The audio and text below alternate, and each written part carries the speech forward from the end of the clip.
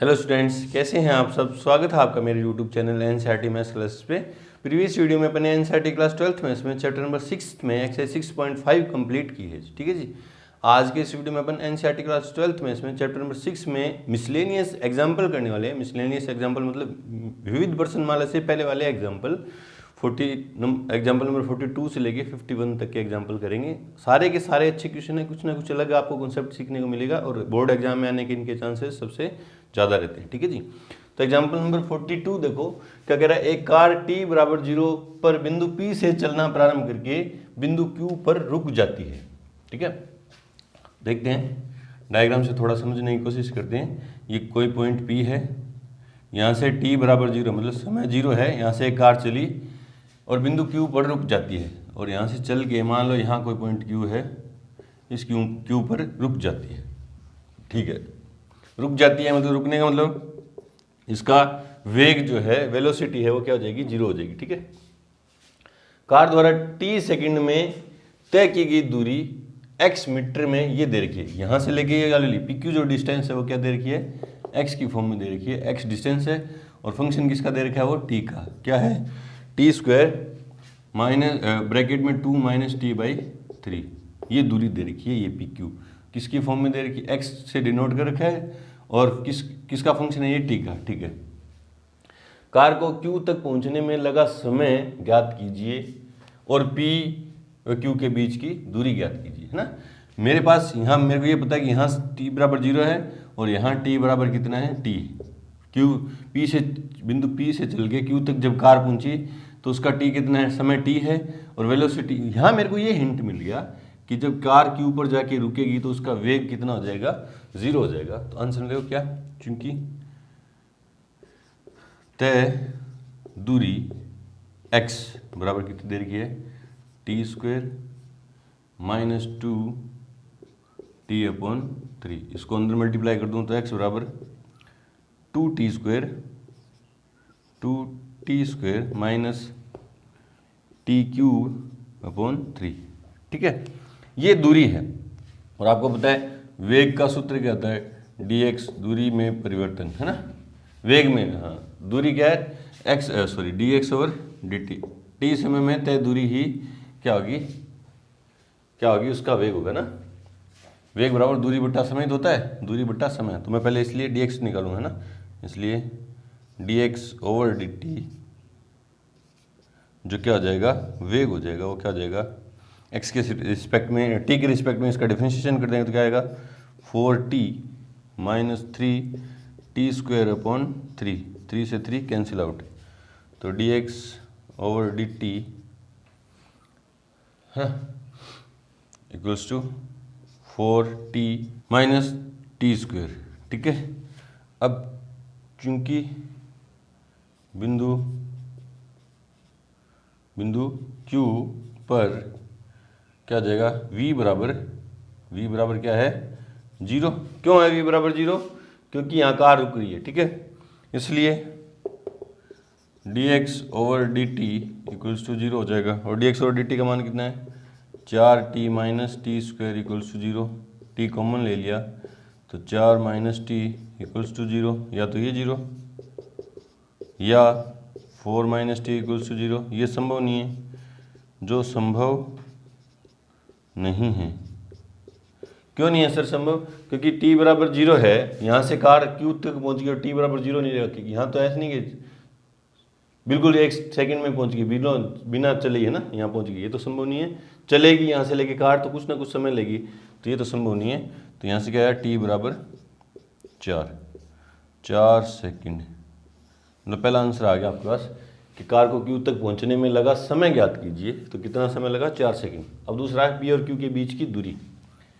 तो P व Q के बीच की दूरी जो किससे है, किसमें दे रखी, किसकी फॉर्म में, x बराबर t²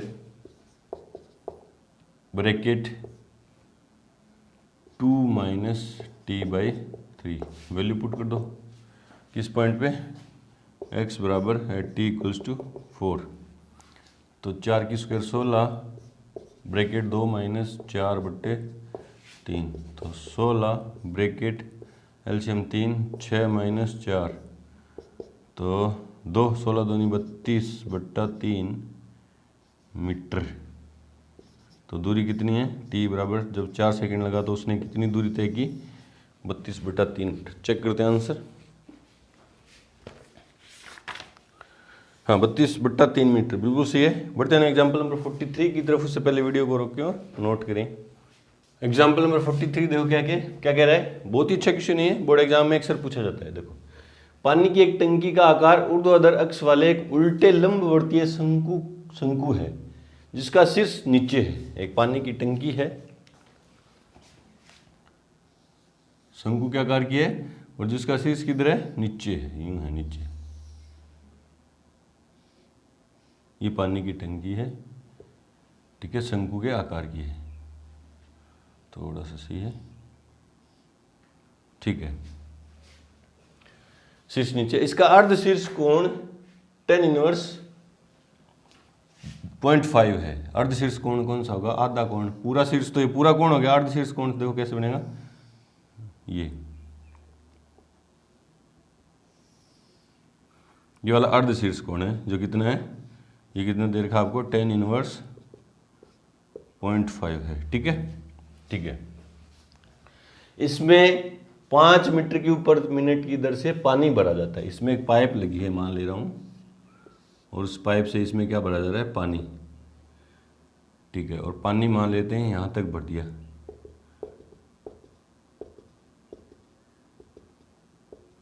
यहाँ तक भर दिया पानी, ठीक है। पाइप से पानी यहाँ तक भर दिया, ठीक है। पानी भरा जाता है, और पानी जो भरने की दर है वो क्या है, 5 मीटर क्यूब पर मिनट। मतलब ये जो है, ये क्या दे रखा है, वॉल्यूम में चेंज दे रखा है। देखो, मीटर क्यूब में क्या लिखेंगे, वॉल्यूम, तो rate of change of volume with respect to time, ठीक है, ये दे दिया। समय के रिस्पेक्ट में वॉल्यूम का जो परिवर्तन की दर है वो दे दिया आपको, ठीक है।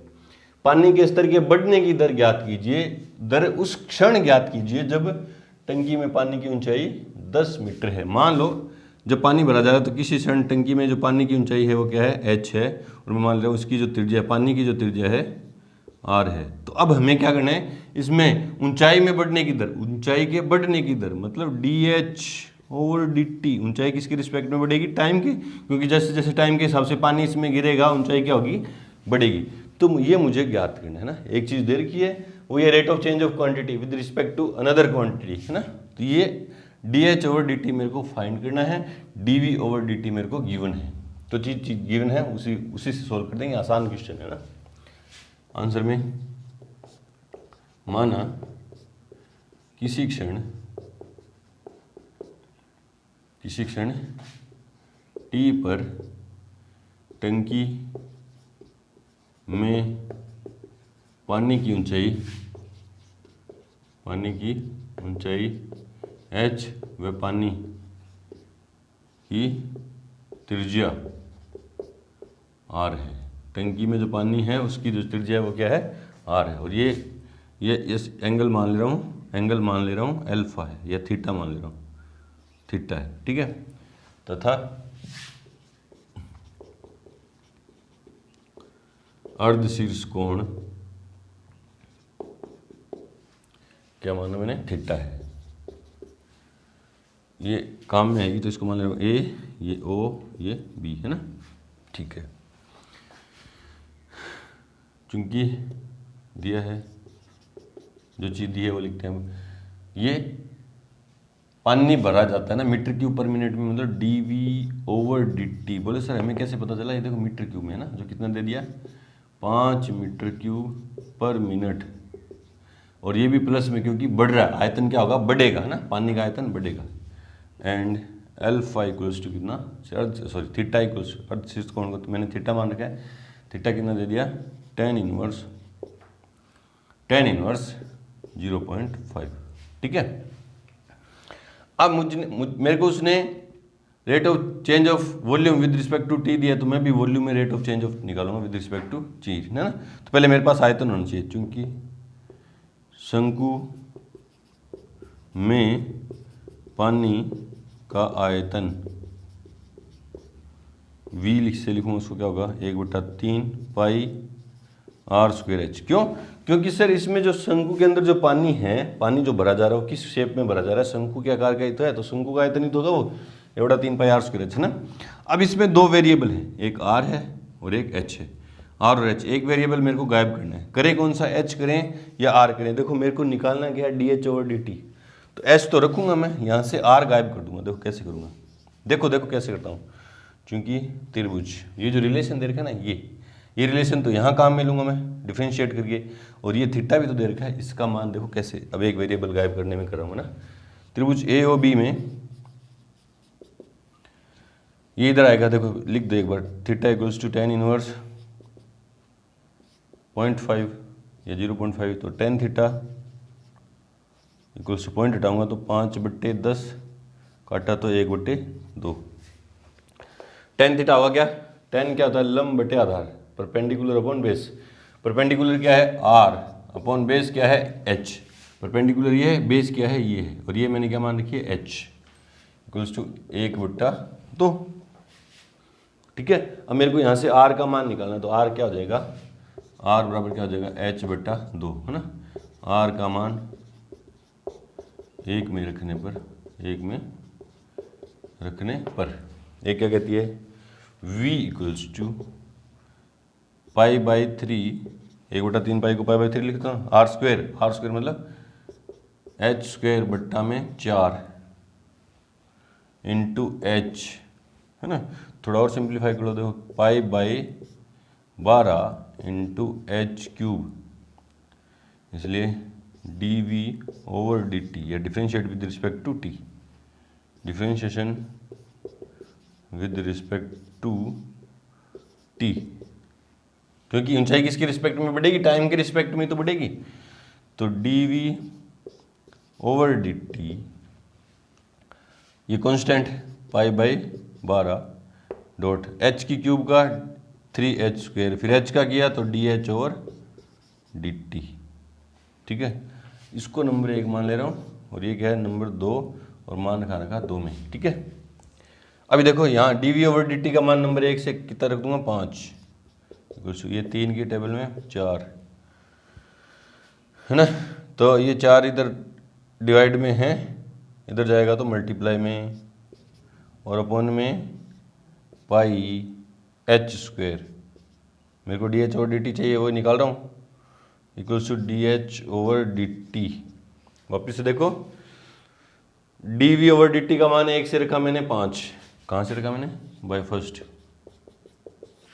और पाई इधर मल्टीप्लाई, पाई h स्क्वायर इधर मल्टीप्लाई में था डिवाइड में, और 4 इधर भाग में था, इधर क्या तो मल्टीप्लाई में, तो dh over dt when h equals to 10, तो पानी की ऊंचाई कितनी है, 10 मीटर है, तो देखो कितना होगा, देखो क्या आ जाएगा, 5 चौका 20 बट्टा में पाई का भी मान रख दे रहा हूँ, पाई का मान कितना होगा, 22 बट्टा वाला 7 कहाँ जाएगा ऊपर, इंटू h स्क्वायर, h कितना है, 10 का स्क्वायर कितना हो जाएगा, 100। देखो 1 0 से 1 0 कट गई, 2 से काटा तो 5, है ना। तो dh over dt when h equals to 10, तो कितना आया, 7/110 मीटर पर मिनट, 22/110। ठीक है, देखते हैं आंसर।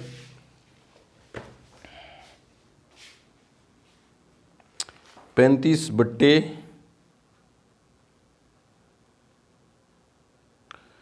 88, कहाँ गलती हुई, देखते हैं। h बराबर 4 मीटर है क्या,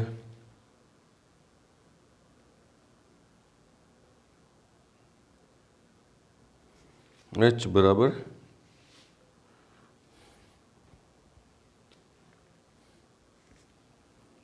और h 4 मीटर रख रखे इसमें, है ना, और क्वेश्चन में गिवन है ऊंचाई 10 मीटर है, और आंसर में इसने वैल्यू पुट करके h की 4, यहाँ h की वैल्यू इसने कितनी रख रखी है, 4 रख रखी है, 4 रखे हैं, तो देखते हैं आंसर मैच हो रहा है कि नहीं।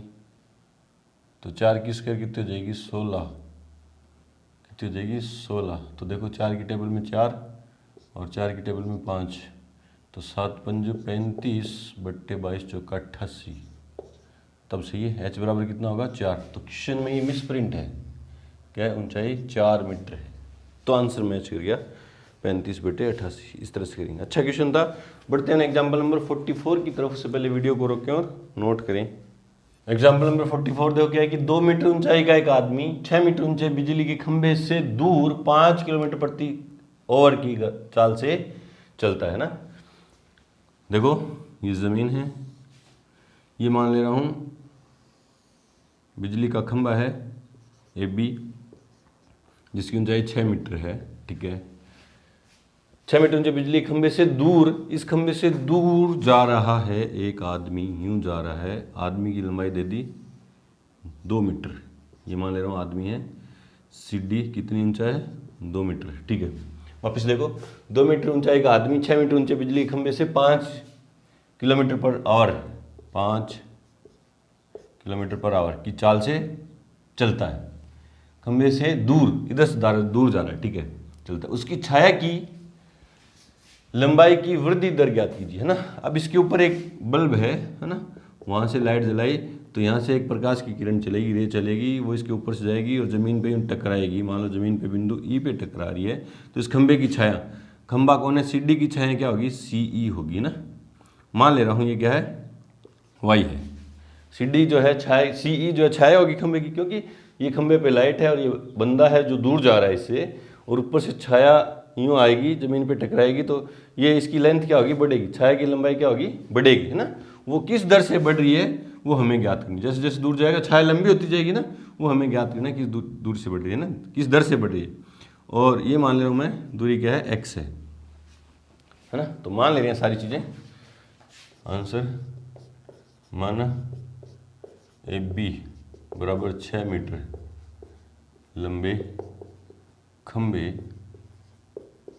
से CD बराबर 2 मीटर लंबा व्यक्ति 5 किलोमीटर पर आवर की समान चाल से दूर जा रहा है। माना किसी क्षण व्यक्ति की खंबे से दूरी x मीटर या किलोमीटर, है ना, किलोमीटर में बात चली ना, किलोमीटर, तथा छाया की लंबाई क्या है, y किलोमीटर है।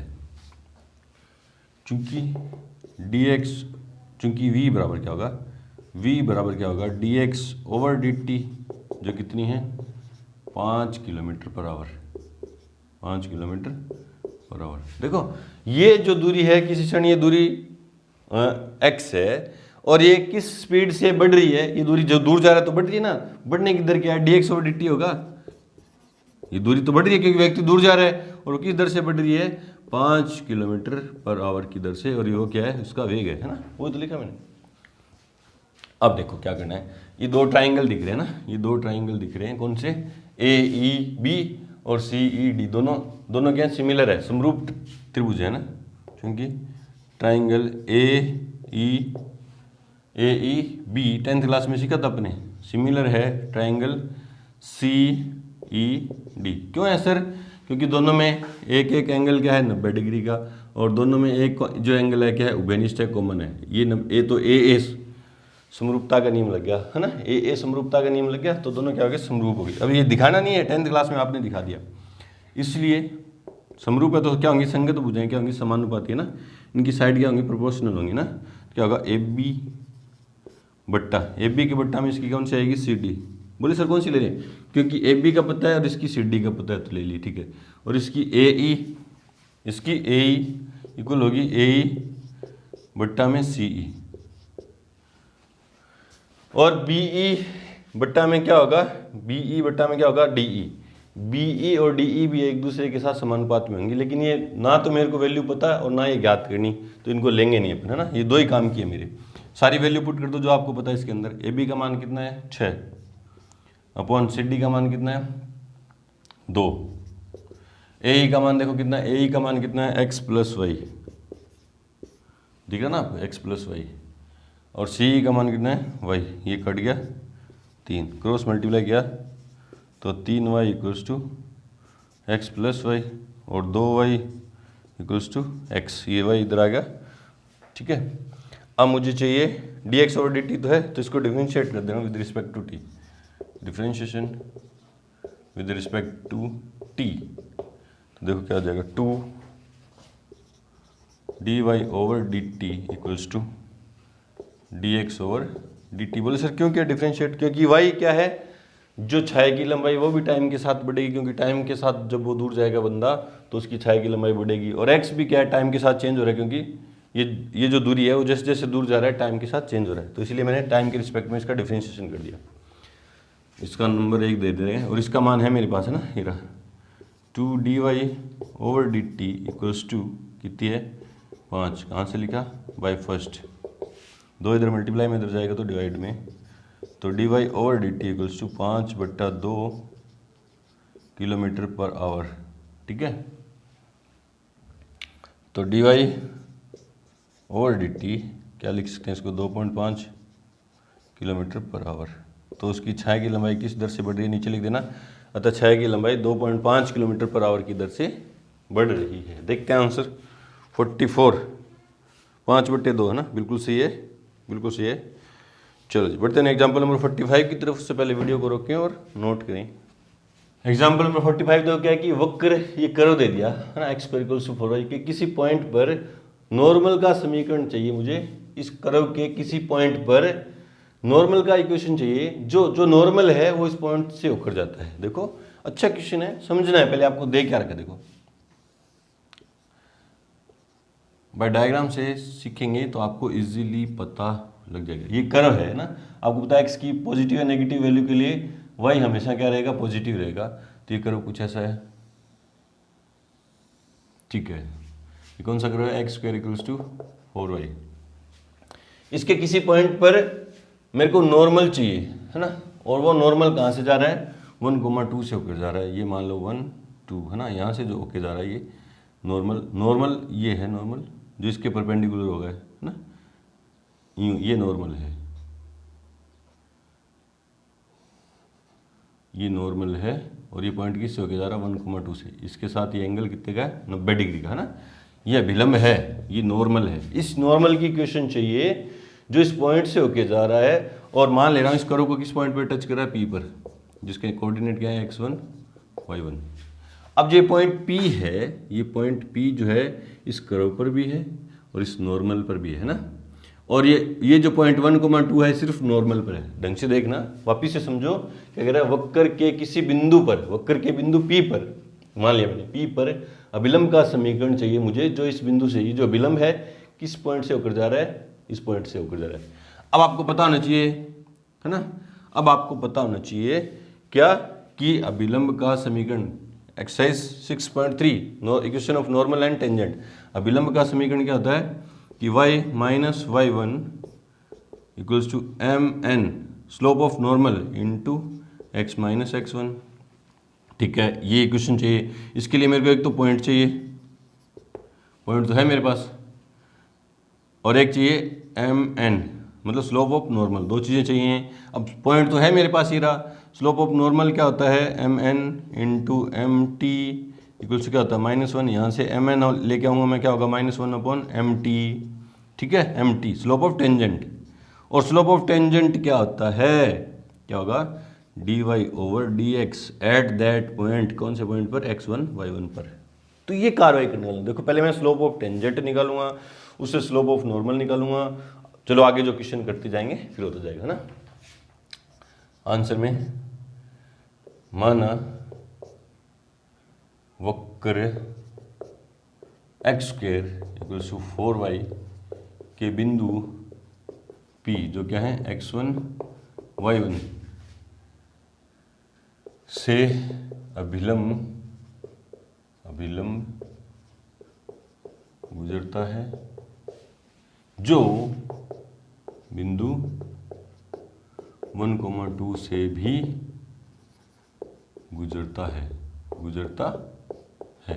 ठीक है, तो देखो गुजरता है तो क्या हो जाएगा, चूंकि एक्स स्क्वायर इक्वल्स क्या हो जाएगा 4y, तो differentiate with respect to x, तो क्या हो जाएगा 2x इक्वल्स टू 4 dy/dx। ठीक है, कर दिया था उसको मैंने x के रिस्पेक्ट में डिफरेंशिएट कर दिया, तो dy/dx इक्वल्स क्या हो जाएगा 4 अपॉन में जाएगा तो x/2।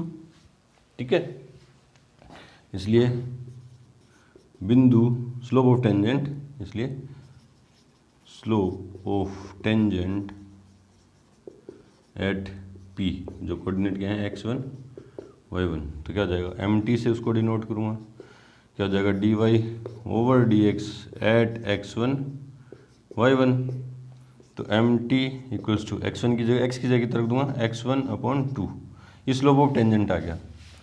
अब मुझे स्लोप ऑफ नॉर्मल चाहिए, मुझे नॉर्मल की इक्वेशन चाहिए ना, इसलिए mt इंटू mn इक्वल्स क्या होता है -1, तो mn क्या हो गया -1/mt, तो mn कितना हो गया, अपॉन में mt की वैल्यू रखूँगा तो क्या जाएगा -2/x1, equation number first. Slope of normal आ गया, पॉइंट भी है, इसलिए बिंदु x1, y1 पर अभिलंब का समीकरण क्या हो जाएगा y-y1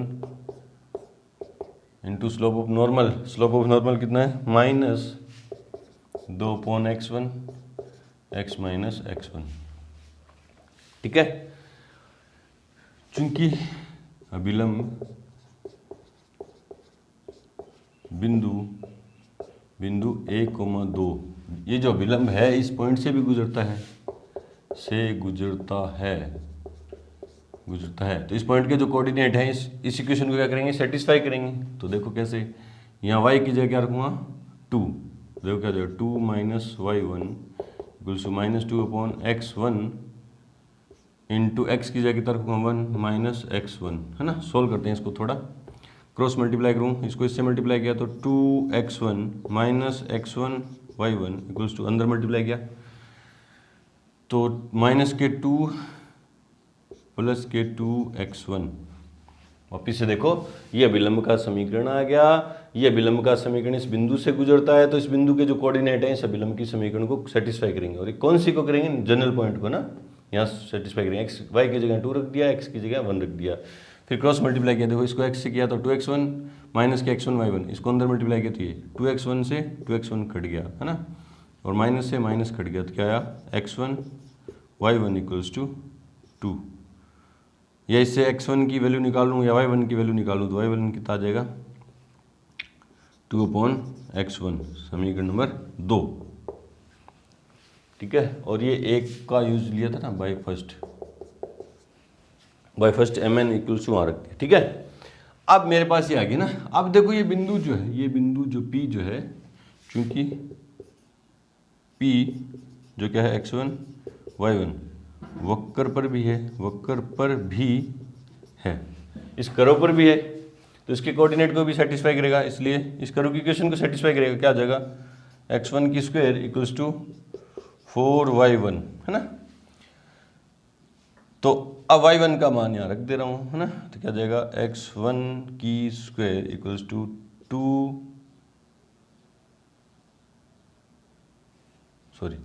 x1 की स्क्वायर इक्वल्स टू 4y1, और y1 का मान 1 से रख दिया, 2 से रख दिया, क्या जाएगा 2/x1।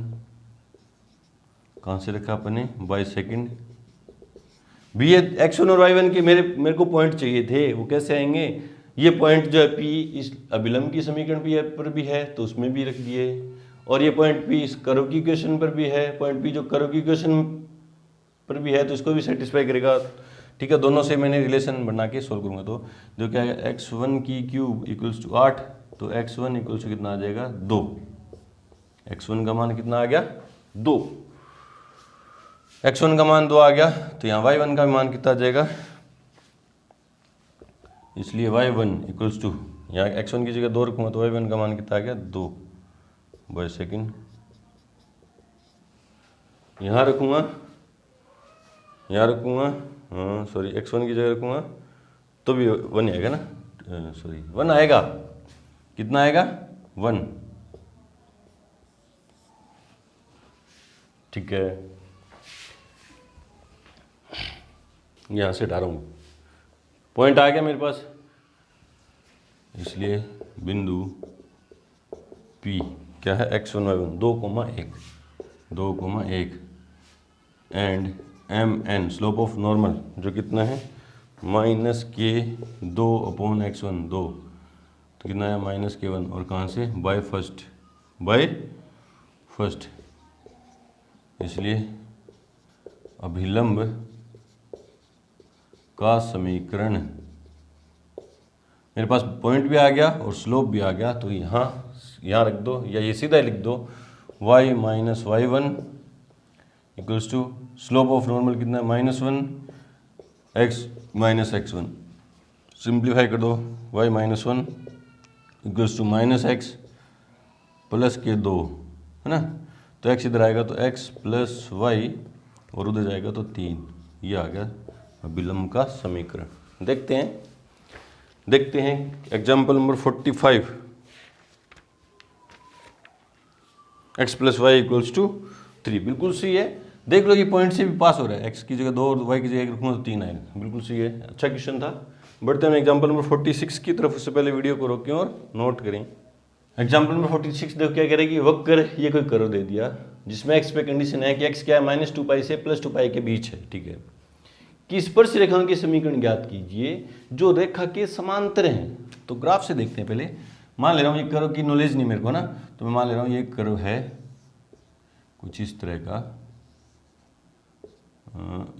मान ले रहा हूँ इस तरह का है, ठीक है, ये क्या है cos y equals to cos x plus Y, ये कर्व है, इस पर मेरे को टेंजेंट की इक्वेशन चाहिए, मान ले रहा हूँ m टेंजेंट है ये ना, और ये जो टेंजेंट है इस पॉइंट, इस कर्व को इस पॉइंट पे मान लो P पे टच कर रही है ना x y, और ये जो टेंजेंट है इस लाइन के पैरेलल है, कौन सी लाइन के, x plus 2y equals to 0, है ना, ये इस कर्व पर टेंजेंट चाहिए मेरे को, और जो टेंजेंट है इस लाइन के पैरेलल है। तो टेंजेंट ड्रॉ करने के लिए, टेंजेंट की इक्वेशन के लिए मेरे को 2 चीज़ें चाहिए, एक तो पॉइंट चाहिए और एक स्लोप चाहिए। स्लोप तो है क्योंकि पैरेलल लाइन का स्लोप क्या होता है, इक्वल होता है, स्लोप तो आ गया, चलो इससे आ जाएगा।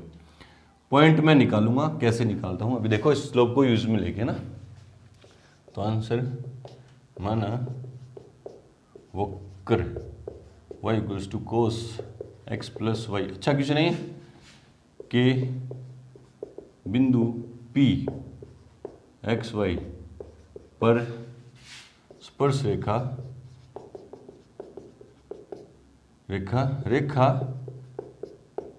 x plus 2y equals to 0 के समांतर है, ठीक है। स्पर्श रेखाएं ज़्यादा भी हो सकती हैं और भी कंडीशन हो सकती है। देखो आगे यूँ ग्राफ यूँ घूम जाए, मान लो यूँ जाए तो एक यहाँ भी हो सकती है, वो भी इसके पैरेलल हो सकती है, कैसे भी हो सकता है ना। चलो जी, इसलिए चुंकी लगा दो पहले, चुंकी स्पर्श रेखा समांतर है किसके कहाँ है रेखा और कहाँ है रेखा, x plus 2y equals to 0, तो mt, इसलिए mt इक्वल्स टू क्या होगा, स्लोप ऑफ रेखा x plus 2y equals to 0। जो समांतर रेखा है उनके स्लोप क्या होते हैं, इक्वल होते हैं, तो स्पर्श रेखा का जो स्लोप है वो इस रेखा के स्लोप के इक्वल होगा। इस रेखा का स्लोप कैसे निकालूंगा, यहाँ से निकाल दे रहा हूँ, क्योंकि इसको y equals M X plus C की फॉर्म में चेंज करेंगे तो 2y इक्वल्स क्या आ जाएगा -kx, और y इक्वल्स टू -1/2x, है ना। इसलिए रेखा x plus 2y equals to 0 का ढाल, जिसको इसे लिखेंगे m से, वो कितना है -k1/2। किससे तुलना की, किससे की, y equals to mx plus C से तुलना करेंगे तो x की मल्टीप्लाई में वही है, ठीक है। इसलिए एम टी जो कितना आ गया माइनस का 1/2 है ना। स्लोप ऑफ टेंजेंट आ गया मेरे पास, और स्लोप ऑफ टेंजेंट निकलता कैसे है, उस पॉइंट पर डिफ्रेंशिएट करके, है ना। तो देखते हैं नंबर 1, चूंकि y इक्वल्स क्या है कोस x प्लस वाई, ये तो है differentiate with respect to x, क्या जाएगा dy over dx equals to, इसमें चेन रूल पहले कोस का किया तो क्या है माइनस के साइन x प्लस वाई, फिर x प्लस वाई का करूँगा तो क्या आएगा 1 plus d Y over D x. Chain rule लगा दिया, पहले कोस का किया तो ये आ गया, फिर इसका करूँगा तो x का तो 1 आ गया, और y का d Y over D x. इसका मान है मेरे पास, ये तो होता है स्लोप ऑफ टेंजेंट, ये तो है एक ही बात है, ये भी स्लोप ऑफ टेंजेंट देता है और ये भी स्लोप ऑफ टेंजेंट है। तो इसकी जगह मैं वैल्यू पुट कर दूंगा, क्या होगा माइनस के 1/2 इक्वल्स टू माइनस के, अंदर मल्टीप्लाई कर रहा हूँ इसको ना, माइनस के साइन x प्लस वाई, इसको इससे मल्टीप्लाई किया तो ये आ गया, फिर इसको अंदर मल्टीप्लाई करूँगा तो माइनस के sine x plus Y D Y over D X. पहले D Y over D X एक साइड लेके जाऊँगा ना, बाद में रखूँगा क्योंकि अभी दो जगह है d Y over D x, ठीक है। तो इसको मैं इस तरफ लेके आ रहा हूँ पहले, तो क्या होगा फिर d Y over D x common ले लिया मैंने, तो यहाँ पे क्या बचा 1 plus sine x plus Y equals to minus के साइन एक्स प्लस वाई, ठीक है। ये इधर मल्टीप्लाई में इधर जाएगा तो डिवाइड में, तो d Y over D x equals to minus sine x plus y upon 1 plus sine x plus y. अब रख दूंगा यहाँ पे वैल्यू कितनी, -1/2, -1/2 equals to minus sine x plus y upon 1 plus sine x plus y. Simplify कर दो इसको, minus से माइनस कट जाएगा, क्रॉस मल्टीप्लाई करूँगा तो देखो 2 sine x plus Y equals to 1 plus sine x plus Y. ये साइन एक्स प्लस वाई इधर आएगा तो माइनस में, तो sine x plus Y equals to क्या बचा 1, और इसकी जगह मैं ये लिखता हूँ ना साइन π/2, प्रिंसिपल सॉल्यूशन है ना, 1 की जगह साइन π/2 लिखता हूँ। अब 11th क्लास में अपन ने सीखा था यदि sine x equals to sine y है तो क्या है, देखते हैं देखो एक्स प्लस वाई इक्वल्स क्या है एन पाई प्लस -1 की power n π/2 for all n belongs to z। कौन सा फॉर्मूला है, चूंकि लगा के नीचे लिख दो क्योंकि आगे जगह चाहिए। Sine x equals to sine y general solution, तो क्या जाएगा x इक्वल्स क्या होता है n पाई प्लस -1 की power n y for all n belongs to z, ठीक है जी। यहाँ से देखो x प्लस वाई की जगह ये जो अपना कर्व था, कर्व कौन सा था, ये रहा। क्वेश्चन मानिए क्या, अभी किसी को कोई क्वेश्चन नहीं मानी ना, ये मान रखिए, ये 2 नंबर मान ले रहा हूँ। 2 नंबर में x प्लस वाई की जगह मैं क्या रख दूंगा, x प्लस वाई की जगह ये वैल्यू रख दूंगा, x प्लस वाई का मान 1 में रखने पर, x प्लस वाई का मान। अब मैं यहाँ से हटा रहा हूँ क्योंकि जगह चाहिए मेरे को, तो मैं यहाँ से ये डायग्राम हटा रहा हूँ, आप नोट कर लेना इसको ना। चलो जी, जगह चाहिए तो देखो कैसे जगह बचा के काम करेंगे। x प्लस वाई का मान 2 में रखने पर, 2 क्या कहती है, y equals to cos x plus Y, और x प्लस वाई का मान कहाँ है, ये रहा, ये रख दूंगा, तो क्या हो जाएगा n पाई प्लस -1 की power n π/2 for all n belongs to z। तो ये देखो अंदर वाली क्वांटिटी n क्या है, इंटीजर है, यहाँ n की जगह कोई भी इंटीजर पुट करो, ये 0 पुट करो मान लो, है ना। देख लो n बराबर 0 पुट किया तो ये 0, ये किसी की पावर 0 क्या हो जाएगा 1, है ना। ये 0 ये खत्म हो गया 1, और π/2 मतलब कोस π/2 देगा।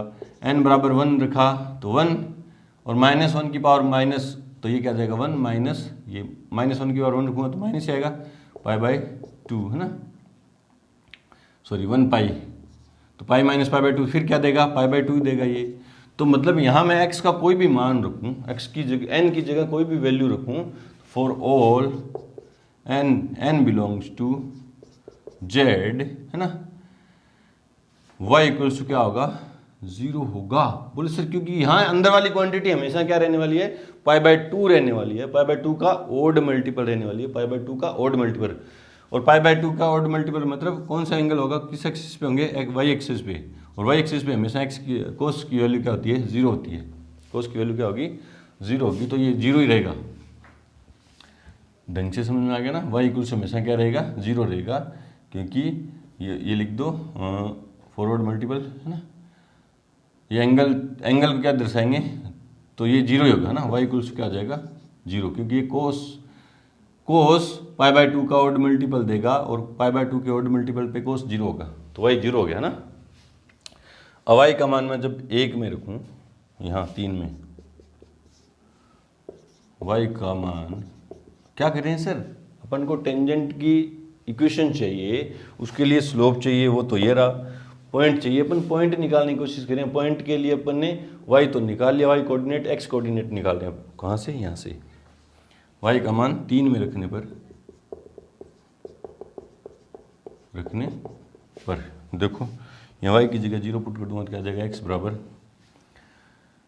n पाई प्लस -1 की पावर n π/2, ठीक है। अब यहाँ से अपन वैल्यू निकालेंगे, n का मान रख के x की वैल्यू निकालेंगे, और x का मान -π/2 से -2π से +2π के बीच में होना चाहिए ना।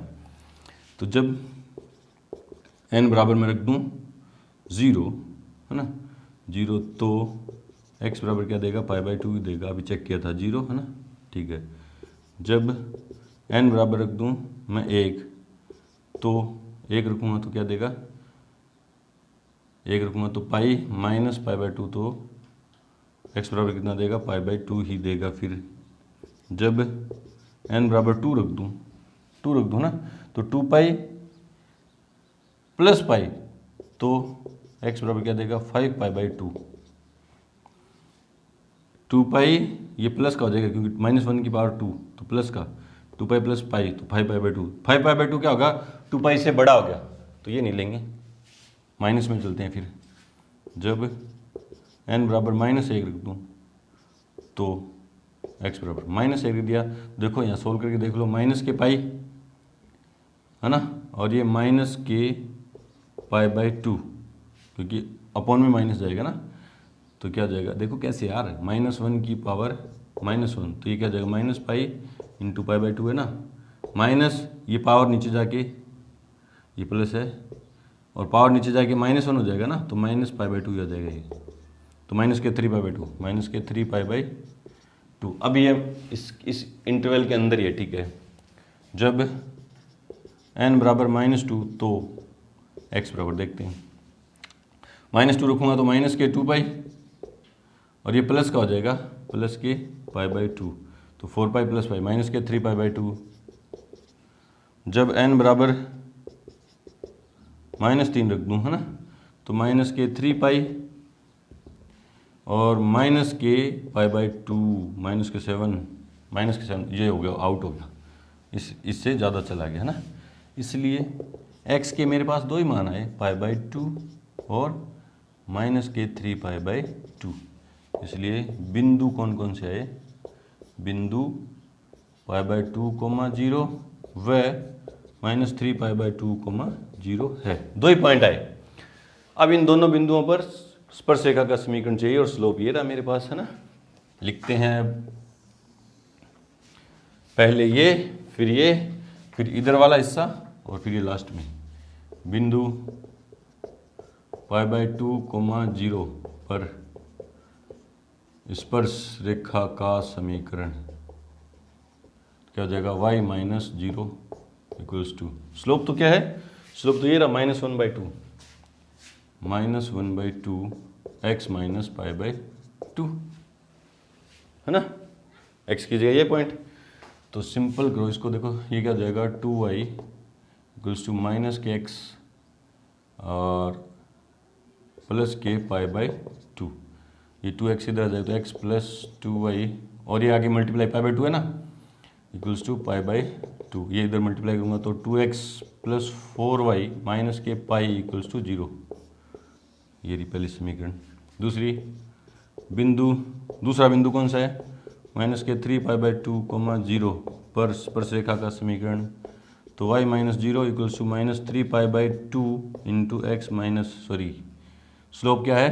स्लोप तो ये है -1/2, -1/2 एक्स माइनस, फिर प्लस क्या जाएंगे प्लस का 3π/2 माइनस, तो फॉर्मूले में फिर प्लस 3π/2, ये इधर मल्टीप्लाई में, तो 2y इक्वल्स टू माइनस के x और माइनस के 3π/2, x इधर आएगा तो प्लस में, तो x plus 2y equals to minus के 3π/2, ये इधर डिवाइड में 2 इधर आएगा तो मल्टीप्लाई में, तो 2x प्लस 4y और इधर आएगा तो प्लस में, प्लस 3π बराबर 0।